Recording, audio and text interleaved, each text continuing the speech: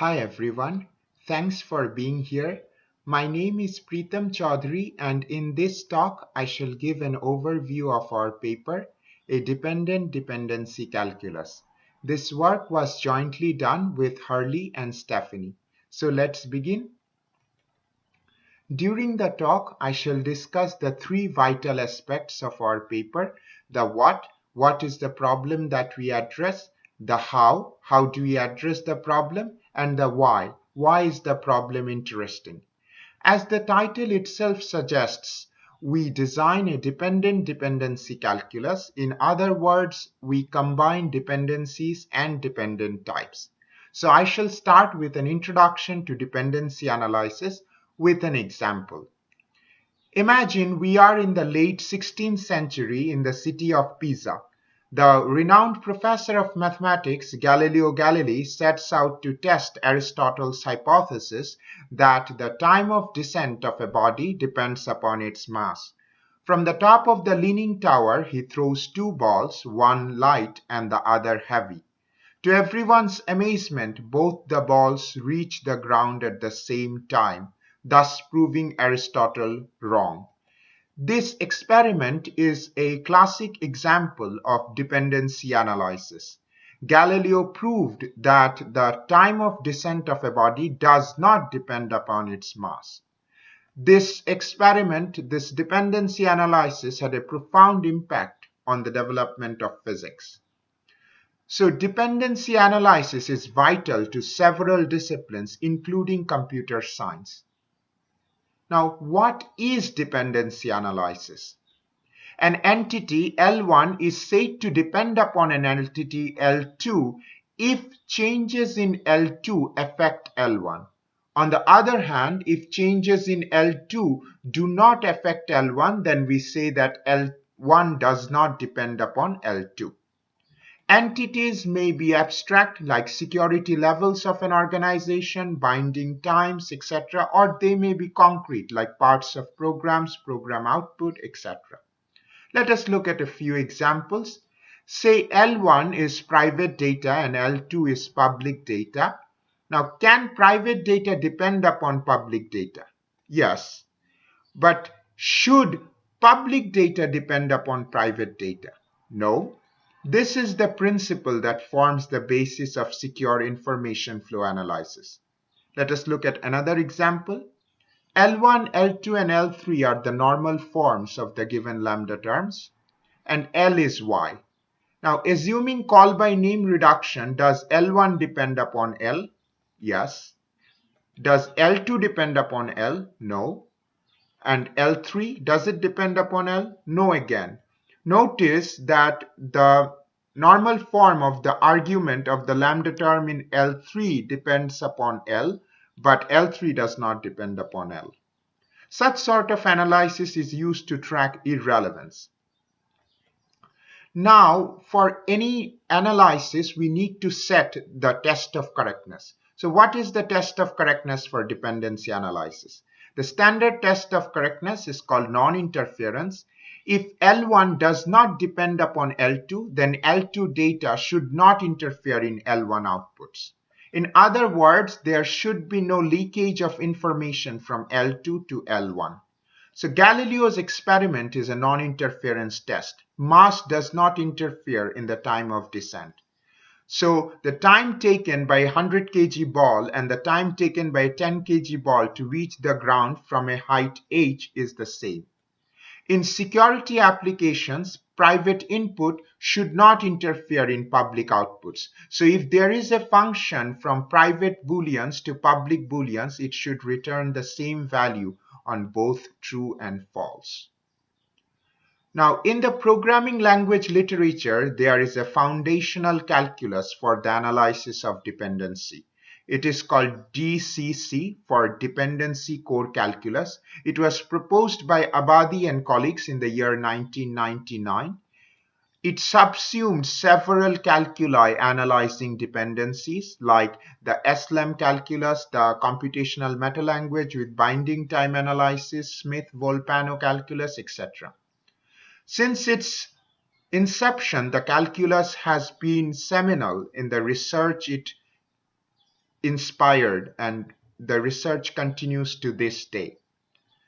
The power of this calculus comes from its parameterization. It is parameterized by an abstract lattice model, which is inspired by Denning's work from the 70s.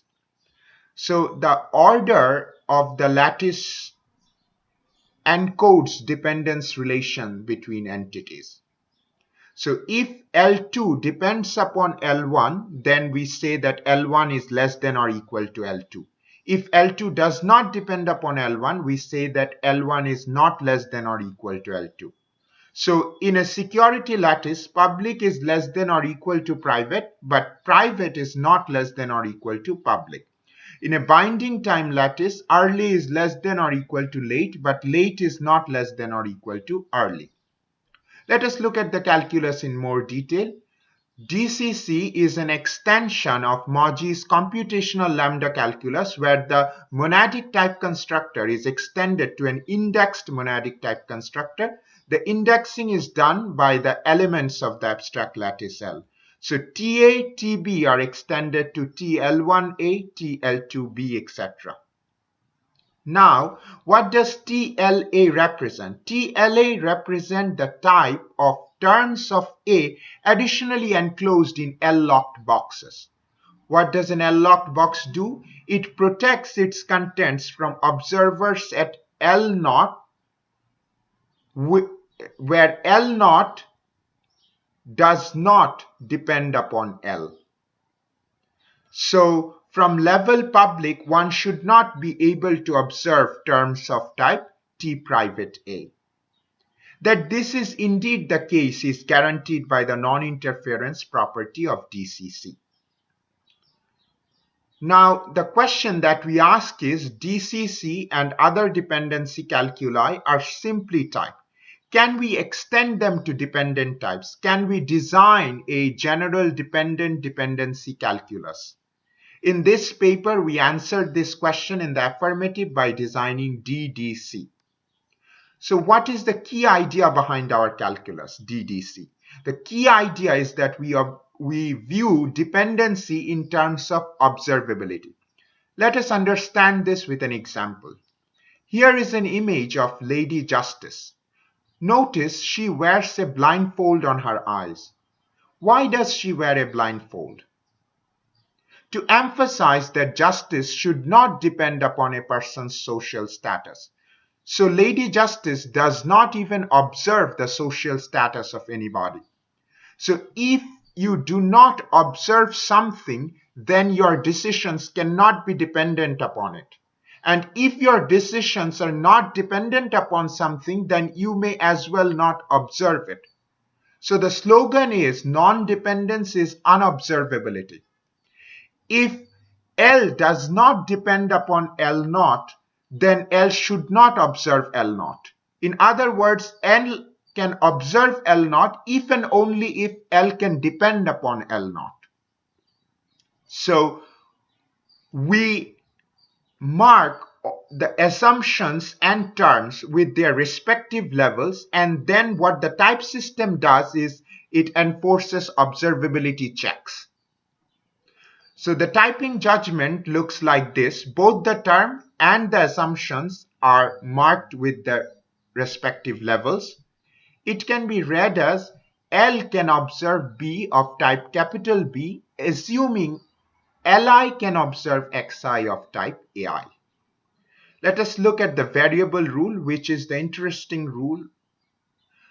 So here, in the context, X is held at L0. And if L can depend upon L0, then we can observe X at L in the consequent. So if X is held at public, we can observe X at private. But if X is held at private, we cannot observe it at public. So observability checks are similar to declaration of independence in adjoint logic. Now, let us look at the type system.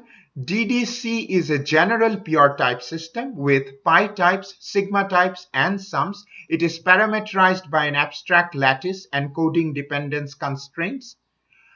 So the pi type is also marked with a level. What this level signifies is that functions cannot assume their arguments to be observable at levels that do not depend upon L0. So in the abstraction rule, in the premise, note that x should be held at a level at least as high as L0. In the app rule, we have the argument held at level L0 join L. The sigma type 2 is also marked with a level. Here the level L0 signifies that first projections of pairs having this type should not be observable at levels that do not depend upon L0. So you see there is this side condition in the proj1 rule which restricts where the first projection can be observed. In the proj2 rule, the first projection is used to check the second projection. Let us look at a few examples to understand typing in DDC. We shall look at a few judgments and then ask whether these judgments are derivable in DDC. So say we have this lattice bot less than top. Is this judgment derivable? Yes, because x is held at top, we can see x is held at bot, we can see x at bot. This one, x is held at bot, we can see x at top. This one, x is held at top, we cannot see x at bot, so no. Again, here let us say we have a lattice with 3 levels, bot, C, and top. Is this judgment derivable? No, because x is held at top, we cannot see x at C.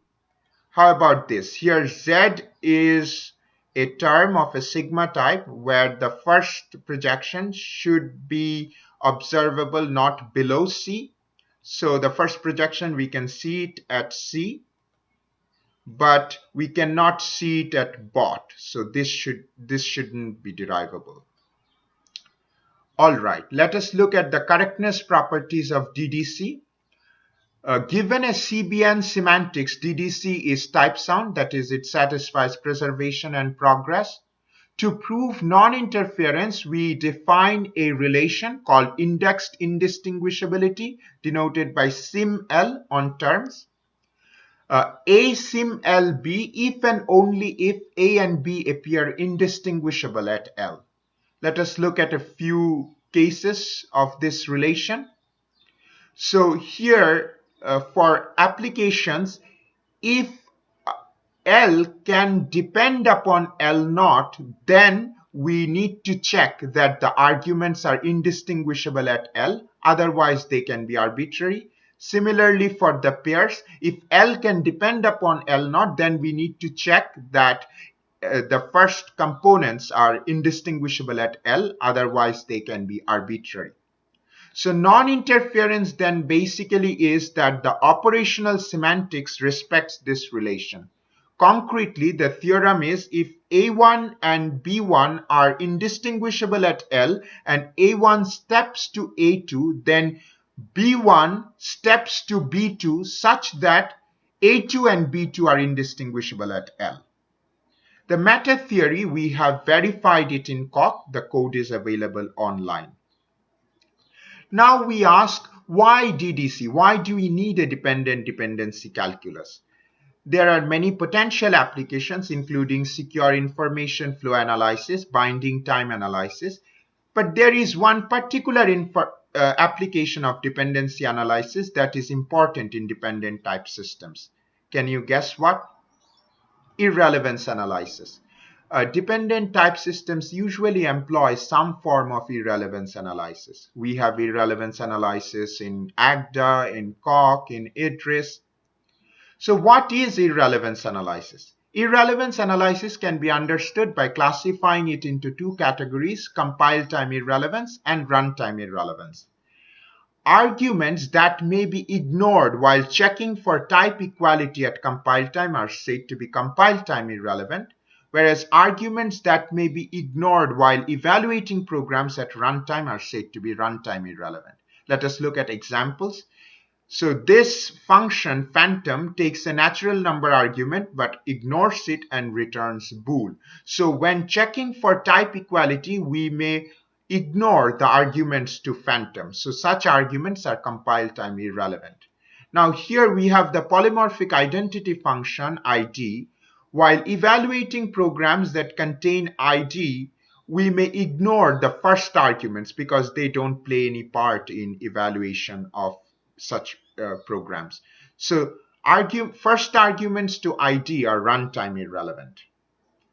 Now, how is irrelevance addressed in the literature? Compile time irrelevance has been analyzed using a two-point lattice, R less than I. Runtime irrelevance too has been analyzed using a two-point lattice, R less than I. The dependence constraint is that relevant data, denoted by R, should not depend upon irrelevant data, denoted by I.